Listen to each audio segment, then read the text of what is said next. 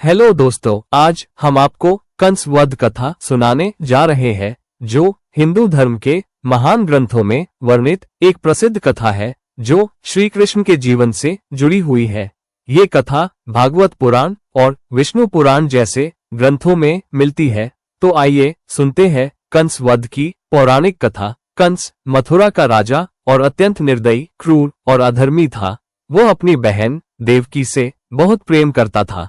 जब देवकी का विवाह वासुदेव से हुआ तो वह स्वयं उन्हें रथ से विदा करने चला, लेकिन तभी आकाशवाणी हुई, हे कंस, जिस देवकी को तू प्रेम से विदा कर रहा है उसी का 8वां पुत्र तेरा वध करेगा। इससे कंस भयभीत हो गया और देवकी को मारने लगा, लेकिन वासुदेव ने उसे शांत किया और वादा किया कि वे हर संतान को उसके हवाले कर देंगे। कंस ने उन्हें कारागार में डाल दिया और उनके पहले 7 बच्चों को जन्म लेते ही मार डाला। 8वीं संतान के रूप में भगवान कृष्ण का जन्म हुआ। उसी समय योगमाया के प्रभाव से कारागार के ताले अपने आप खुल गए और वासुदेव कृष्ण को गोकुल में नंद बाबा और यशोदा के पास छोड़ आए। बदले में योगमाया को ले आए। जब कंस ने उसे मारना चाहा तो वह देवी रूप में प्रकट हुई और बोली, तुझे मारने वाला तो कहीं और पल रहा है। जब कृष्ण और बलराम बड़े हुए तो कंस ने उन्हें मारने के लिए चाणूर, मुष्टिक, कुबाल्या, पीड़, हाथी और कई राक्षस भेजे, लेकिन सभी मारे गए। अंत में कंस ने अखाड़ा प्रतियोगिता के नाम पर कृष्ण और बलराम को मथुरा बुलाया।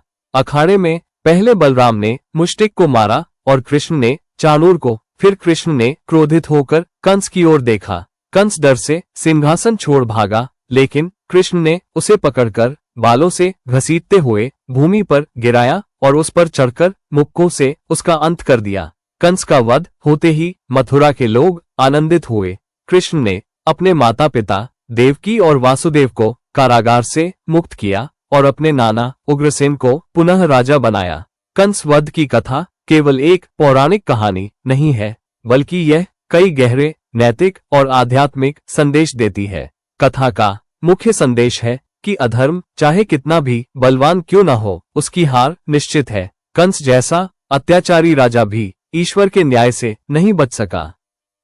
जब पृथ्वी पर पाप और अन्याय बढ़ता है, तब भगवान स्वयं अवतार लेकर धर्म की स्थापना करते हैं। श्री कृष्ण का जन्म इसी उद्देश्य से हुआ। कंस का अहंकार, शक्ति और भय के बल पर टिका था, लेकिन उसका अंत ये सिखाता है कि अहंकारी व्यक्ति का पतन निश्चित होता है। वासुदेव और देवकी सत्य और धर्म के प्रतीक हैं, जो वर्षों के कष्ट के बावजूद अंत में अपने पुत्र कृष्ण द्वारा न्याय पाते हैं। सत्य को दबाया जा सकता है, लेकिन मिटाया नहीं जा सकता। कथा हमें ये भी सिखाती है कि विश्वास और धैर्य रखने वालों की जीत होती है, चाहे राह कितनी भी कठिन क्यों ना हो।